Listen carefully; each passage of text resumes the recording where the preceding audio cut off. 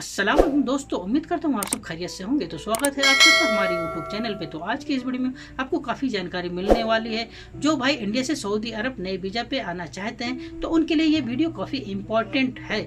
जो भाई सऊदी अरब आना चाहते हैं उनका सवाल है इमिग्रेशन स्टैंप होने में कितना टाइम लगता है, सऊदी का वीज़ा कैसे मिलेगा, सऊदी आने के लिए हमें क्या करना चाहिए, पासपोर्ट ईसीआर है, क्या इस वक्त इमिग्रेशन हो रहा है या नहीं हो रहा है, अगर हमें सऊदी का वीज़ा चाहिए तो किस ऑफिस से लें और वीज़ा स्टैंप होने में कितना टाइम लगता है और कितने पैसे लगते हैं, अगर कोई पहचान वाला वीज़ा दे रहा है तो हमारा कितना खर्चा आएगा, कफिल या कंपनी को अगर हमारा काम पसंद न आए तो हमें वापस भेज देने पर क्या हम सऊदी दोबारा आ सकते हैं या नहीं आ सकते हैं। लोगों के मन में काफ़ी सवाल रहता है, तो बने रहे इस वीडियो को एंड तक। तो वीडियो को स्टार्ट करने से पहले आप सबसे एक छोटी सी रिक्वेस्ट, वीडियो को लाइक करें और चैनल को अभी तक सब्सक्राइब नहीं किया तो चैनल को सब्सक्राइब करें। तो सबसे पहले हम बात कर लेते हैं नए वीज़ा के बारे में। अगर आप सऊदी आना चाहते हैं तो आपके मन में काफ़ी सवाल रहता है, अगर हम विजिट वीज़ा पे सऊदी आ गए तो क्या विजिट वीज़ा को वर्क वीज़ा में तब्दील कर सकते हैं? तो मैं बता दूं नहीं कर सकते हैं, क्योंकि अभी तक ऐसा कोई कानून नहीं आया। अगर आपको वर्क वीज़ा पे आना है तो इंडिया में गम का मेडिकल और वीज़ा स्टैंपिंग कराने के बाद आ सकते हैं। विजिट वीज़ा को आप वर्क वीज़ा में कन्वर्ट नहीं कर सकते हैं। जिस हिसाब से हम दुबई जाते हैं तो पासपोर्ट में वीज़ा स्टैम्प कराना नहीं पड़ता है, जो कि बहुत ही आसानी से चले जाते हैं। तो उसी तरह वीज़ा सऊदी अरब में अवेलेबल है तो उसे कहते हैं विजिट वीज़ा, और जो पासपोर्ट पे स्टिकर लगाते हैं तो उसे कहते हैं वर्क वीज़ा। अब हम बात कर लेते हैं वर्क वीज़ा के बारे में।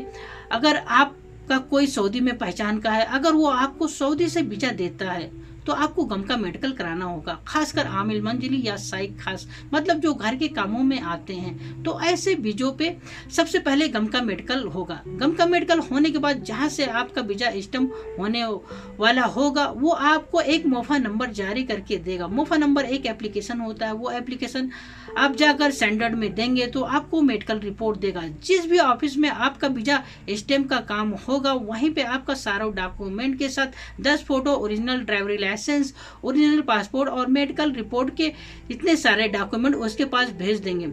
और जब उसके पास वीज़ा पहुंचेगा तो वो जाके आपका वीज़ा स्टैम्प कराएगा। इंडिया में जो वीज़ा स्टैम्प होता है हफ्ते में 2 दिन होता है। स्टैम्प होने में ज़्यादा से ज़्यादा 15 दिन लगते हैं। 15 दिन के अंदर आपका वीज़ा स्टैम्प होके आ जाएगा। अगर आपका पासपोर्ट ECNR है, पढ़ा लिखा है, तो आप डायरेक्ट टिकट लेके आ जाएंगे, आपको ज़्यादा परेशानी नहीं होगी। अगर आपका पासपोर्ट ECR है तो उसके बाद आपका फाइल इमिग्रेशन के लिए भेजा जाएगा। इमिग्रेशन होने में 10 से 15 दिन लग जाएगा, कभी कभी 1 हफ्ते में भी हो जाता है। इमिग्रेशन का जो जेन्युइन गवर्नमेंट फीस है वो केवल 2000 रुपये है, लेकिन अभी के डेट में 10 से 15 हजार का खर्चा आता है। आप जिस एजेंट के जरिए इमिग्रेशन कराते हैं वो आपको टोटल करके एक साथ पूरा चार्ज बता देगा कि कितना लग रहा है।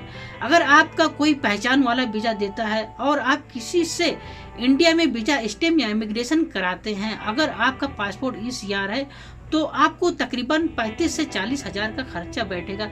या आपका पासपोर्ट ECNR पढ़ा लिखा है तो आपका visa stamping, immigration plus ticket के साथ 30 से 35 हजार का खर्चा बैठेगा। और इसमें कोई क्वारंटाइन नहीं है। लेकिन इंडिया से आने में अभी भी अराइवल रजिस्ट्रेशन का फॉर्म भरा जाता है, वो अराइवल फॉर्म ऑफिस वाले भर के देंगे, बाकी जो फॉर्मेलिटीज़ है वो ऑफिस वाले आपको करके दे देंगे।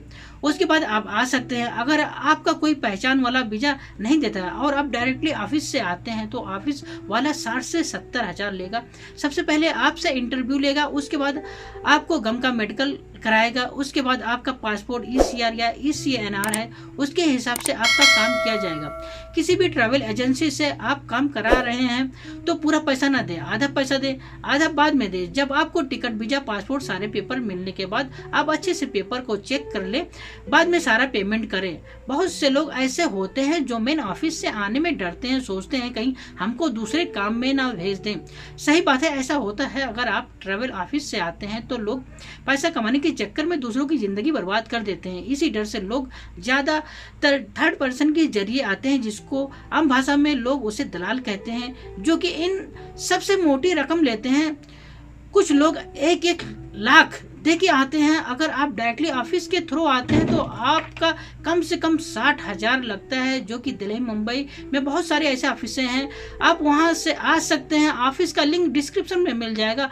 अगर आप ऑफिस के थ्रू आते हैं तो इसमें एक फ़ायदा है, आपका एग्रीमेंट पेपर बनेगा और आपकी साइन होगी। जो एग्रीमेंट में लिखा रहेगा उसे आपको फॉलो करना पड़ेगा। अगर आप विदाउट ऑफिस से वीज़ा लेते हैं तो उसमें कोई एग्रीमेंट नहीं होगा। जो आमने सामने बात होती है उसे पे आपको भरोसा करना पड़ता है। ऑफिस से आने में आपको ये फ़ायदा होगा, अगर आप किसी कफिल या कंपनी में आते हैं तो उसमें 90 दिन का ट्रायल पीरियड होता है। इस डेट में चाहे तो इकामा बना सकता है या फिर नहीं बना सकता है। इसी 3 महीने के अंदर आप चाहे तो इंडिया जा सकते हैं, बट ज़्यादातर ऐसा ही होता है कि कफिल या कंपनी बोलती है अगर आपको इंडिया जाना है तो आपको खुद की टिकट लानी पड़ेगी, और कुछ कंपनी या कफिल खुद ही टिकट दे देते हैं या फिर आपसे 1 महीने काम करा के आपको उसी के पैसे से टिकट ला के आपको दे देते हैं। कई भाई बोलते हैं कफिल या कंपनी वीज़ा का पैसा मांगती है, तो आपको वीज़ा का पैसा देने की ज़रूरत नहीं है, क्योंकि इंडिया में जो आप सारे पैसे देते हो उसी में सब इंक्लूड हो जाता है और इंडिया जाके आ भी सकते हैं। एक बात आपको ध्यान में रखना चाहिए, अगर आप सऊदी आ रहे हैं तो कम से कम आपकी एज 21 साल होनी चाहिए। अगर आपका एज 21 साल से कम है तो आपका स्टैंप नहीं होगा। बट आप दूसरी कंट्री जाना चाहते हैं तो 21 साल से कम एज है तो कोई प्रॉब्लम नहीं है, आप जा सकते हैं। उम्मीद करता हूँ ये जानकारी आप सबको अच्छी लगी होगी। अगर अच्छी लगी तो ये वीडियो लाइक करें और चैनल को अभी तक सब्सक्राइब नहीं किया तो चैनल को सब्सक्राइब करें, बेल आइकन को जरूर प्रेस कर दें ताकि नेक्स्ट वीडियो की नोटिफिकेशन आप तक जरूर पहुंचे। तो इस वीडियो को ज़्यादा से ज़्यादा अपने भाइयों में शेयर करें। तो इस भाई को दीजिए इजाज़त, तो मिलते हैं नेक्स्ट वीडियो में, तब तक के लिए खुदा हाफिज़।